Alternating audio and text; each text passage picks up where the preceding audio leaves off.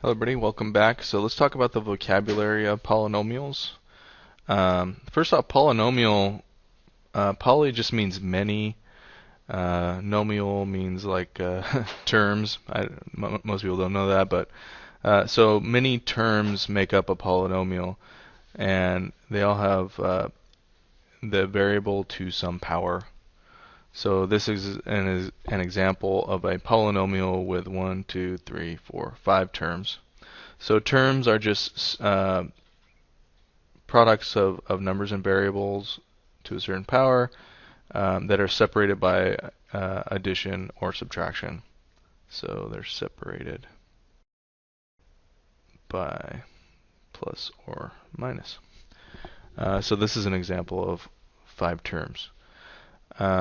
So you could have a term that's just a number by itself, the 6, for example.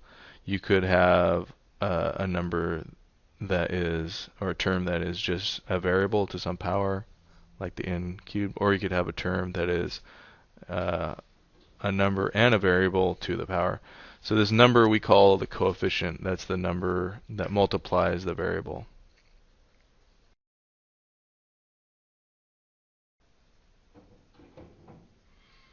So we have 3 of these n cubes right there.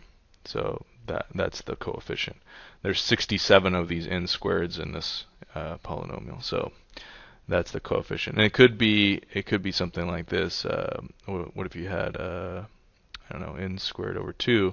The coefficient here is actually the multiplier on the variable. So we could rewrite this as 1/2 n squared. So the coefficient would be 1/2.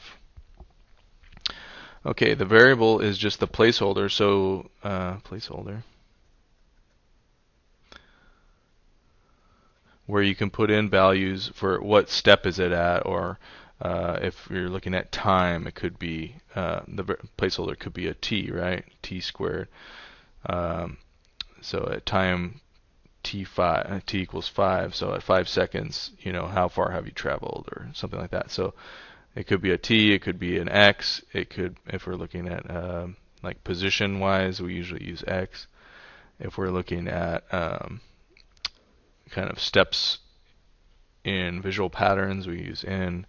So you can use any kind of variable you want to make up the polynomial. The exponent is how many times you are multiplying the variable times itself. So if we wrote a term here, let's just use this one, 3a to the 4th. So we call this the coefficient, this we call the variable, and this we call the exponent. And so they serve different purposes. This is how many a to the 4th you have. 4 tells you how many times you're multiplying a times itself. And now looking at factors, factors are parts that you multiply together to get something else. So if you have a times b, a is a factor and b is a factor of c, for example. So these two are factors.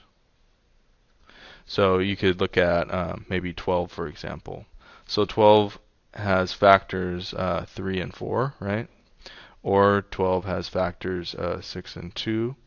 Or 12 has factors 2 and 3 and 2, right?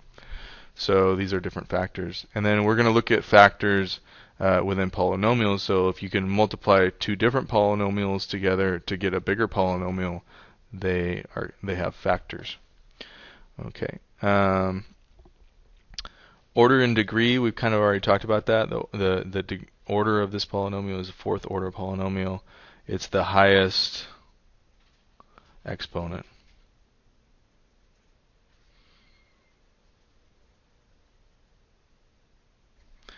Okay, roots, zeros, and x-intercepts. We'll get into this in later modules, but this has to do with solutions to, yeah, solutions is another word for it.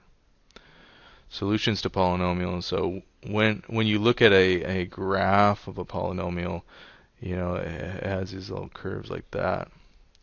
And wherever the x-intercepts are at, they're considered solutions to the polynomial when the function equals 0. So like when f of x equals 0, here's my f of x values, right, is the vertical axis. So when f of x is equal to 0, that's when you're on the x-axis. So these are solutions. So you see this word zeros, right? So what it means is when the function is equal to 0. Or you see the word roots. It's like kind of like the root of a tree. Like when it's 0, where does it come from? And x-intercept. So you see all these different words used interchangeably talking about polynomials, and they all kind of mean the same thing, that they are these points on the graph. But we'll get into that more in later modules. Okay, talking about the different terms, so I've kind of already covered this, but we have a constant term, that's just a number by itself. So like in the example of this one, it was the 6.